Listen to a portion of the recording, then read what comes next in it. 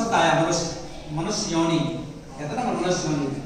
अब मनुष्य योनि है तो स्त्री को स्त्री शब्द आए नहीं, या तो मनुष्य या मनुष्यनी। स्त्री को मनुष्यनी कहा गया। क्या कहा गया? स्त्री को मनुष्यनी, है ना। फिर स्त्री शब्द कहां से आया?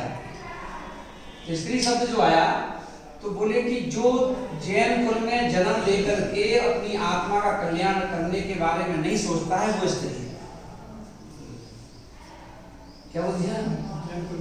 हाँ, कि आपने जैन कुल में जन्म लिया और यदि आपकी उम्र पर उम्र निकलती जा रही है और आपके दिमाग में कहीं से भी कहीं तक, है ना, आत्म कल्याण की भावना जन्म ही नहीं दी तो बोले आप स्त्री है। तो पुरुष है तो भी स्त्री है और स्त्री है तो स्त्री है, तब स्त्री कहा है।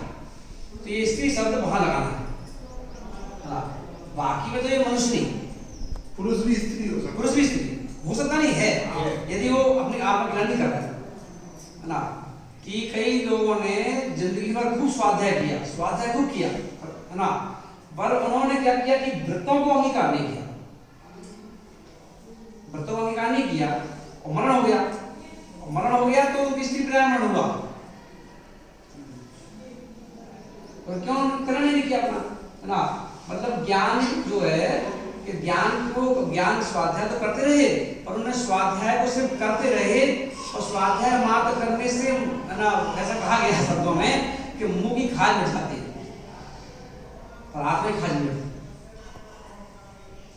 बोले ज्ञान का मतलब ये है कि ज्ञान जो है खाली मुंह से मत दो, ज्ञान का मतलब है कि अपने को उसको आचरण में फॉलो करो। तो जब आप ज्ञान को अपने जीवन में उतार लेते हो, है ना, तो जब जाकर के आप ज्ञानी कहलाओगे।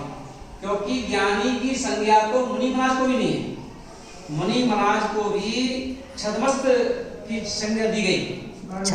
हाँ, जब वो 13वें स्थान में पहुंचेंगे, जब केवल ज्ञान होगा तब ज्ञानी कहलाएंगे। तो जब सोचो कि जब आचार्य, उपाध्याय, साधु, जब इनको भी ज्ञानी की संज्ञा नहीं दी गई तो अपन लोग ज्ञानी संज्ञा कैसे दे दी जाएगी? सही बात नहीं। तो इसलिए आचार्य ने कहा कि मनुष्य जन्म लेते ही आपके ऊपर एक टैग लगा हुआ है कि क्यों यह जन्म।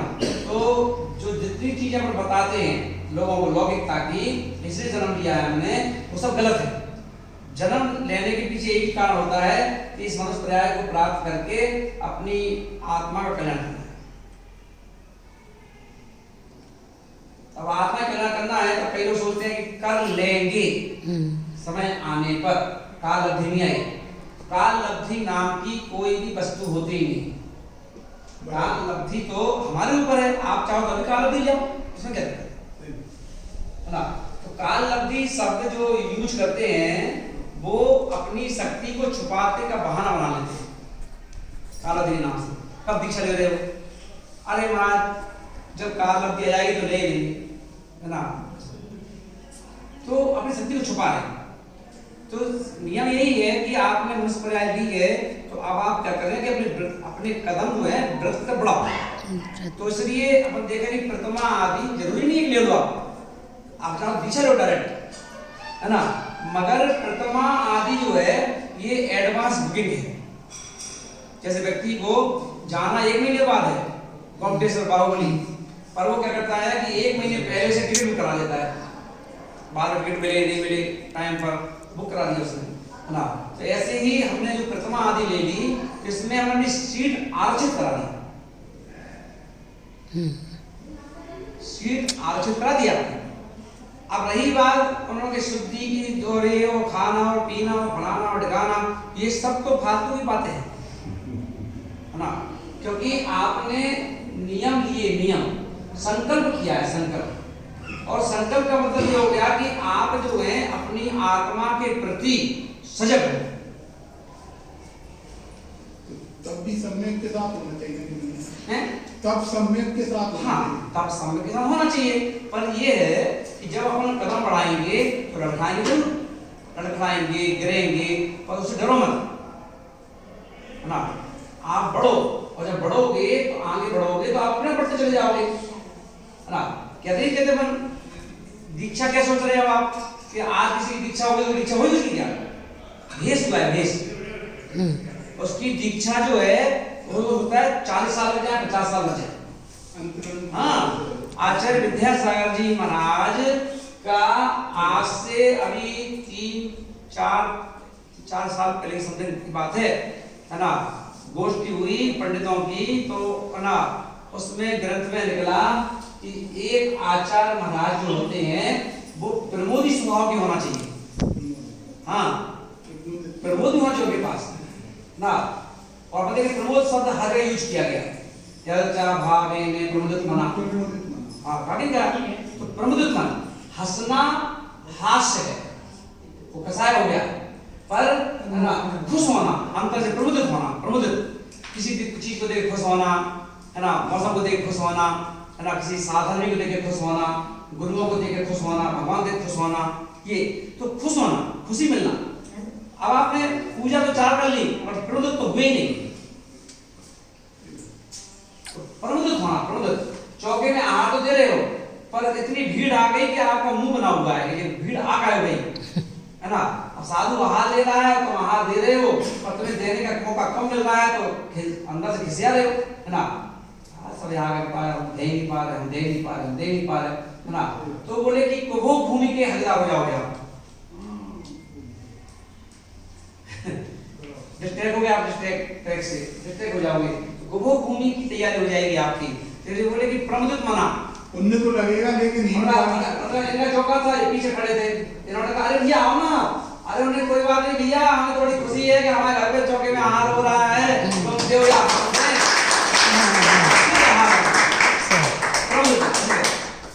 है ना। वैसे नहीं कि अंदर से फिर रोज टोस्ट में आ जाओ, नहीं, रोज टोस्ट का तो कोई काम ही नहीं है, स्किप करो उसको अपने जीवन में से। मंदिर में लोग पूजा भी बड़ी सीरियस होकर करते हैं और हंसते भी नहीं है भगवान को देख के। मैं कहता ना, मैं कहता हूँ कि मंदिर जाना भी नहीं आता हमको भी। अरे मंदिर में जाते हैं पर जैसे प्रवेश करते हैं तो वहां पर भी और क्या बोलते हैं, धन घड़ियों धन्य दिवसयों धन्य जन्म मेरो भयो भाग्य मेरो उदय आयो। अब ये अंतरंग के भाव बोल रहे हैं, अंतर के भाव प्रमुदित मन के साथ बोल रहे हैं कि भगवान कितनी खुशी है कि देखो दुनिया की 4 चकर चौकड़ी में से निकल करके हम आपके दरवाजे तक आ गए, है ना। हमारी तो घड़ी भी धन हो गई, हमारा तो दिवस भी धन हो गया और हमारा जन्म भी धन हो गया आपके दर्शन करके, है ना। भाग में रोज आ गए तो खुशी होना चाहिए ना। ऐसा कहते ना, किसी ने पूछा कि महाराज ये बतलाओ भगवान के सामने कैसे जाना चाहिए, है ना। तो फिर कैसे जाना चाहिए, तो किसी से पूछा पंडित जी बताओ कैसे जाना चाहिए, तो बोले कि सिंपल जाओ, सादा रूप में जाओ, है ना। भगवान वीतरागी है। अरे भैया भगवान वीतरागी है, हम तो वीतरागी नहीं है, है ना। हमें तो भगवान की कृपा से सब कुछ मिला है। तो बोले कि आप तो जैसे शादी में जाते हो संघर्ष करके, ऐसे भगवान के पास जाओ, क्योंकि भगवान महाराजा हैं तो आप उनके पास राजा बन के जाओ।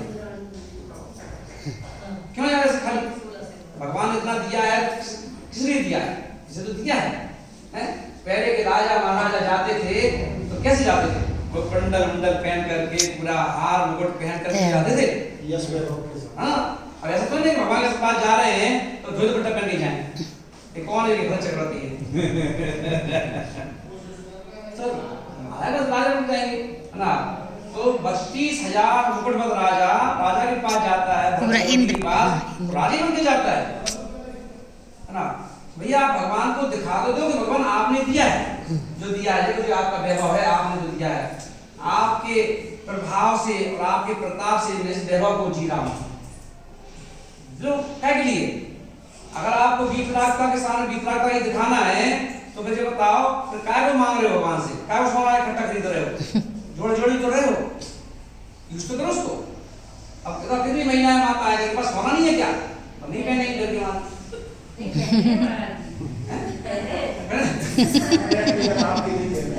जय गुरुदेव का जय जय गुरुदेव। क्या बात, लोग क्या करते हैं, मंदिर के कपड़े और साड़ियां अलग रख लेते हैं, 2 जोड़ी। क्यों रे, किसी एक की चेन छिन गई, जरूरत नहीं तुम्हारी छिनेगी, है ना। हद से एक की छिन गई 1000 रुपए बंगा दी पहनना, बताओ। इसलिए बोले कि नहीं अच्छे से रहो, है ना।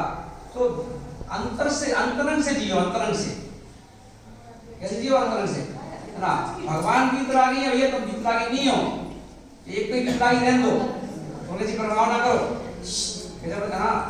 और ऐसे करोगे तो भगवान को चौतरा पर बैठा लो, काम मंदिर नहीं बनाओ, तो मंदिर कितना चढ़ाते हैं, ऐसा मंदिर बनाओ, ऐसी रंग पेंट करो, ऐसी ना वो बनाओ, रंगोलियां बनाओ, और ये भाव बनाओ, ये भाव बनाओ ना, सुंदर बनाओ, ये वाला कमल होना चाहिए, ये लाइटिंग होना चाहिए, और ऐसा होना चाहिए। क्यों कर रहे हो?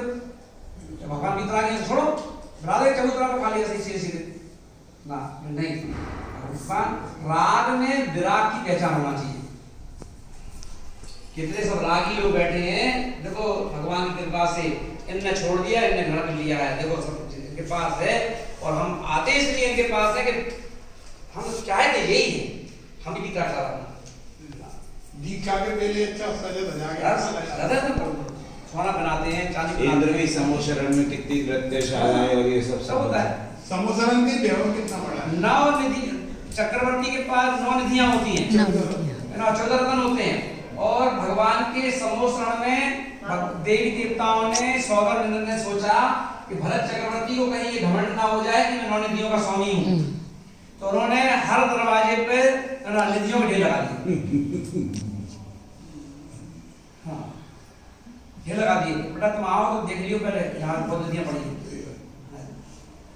ये तो धर्म जो है ना, धर्म को समझने की जरूरत है ना।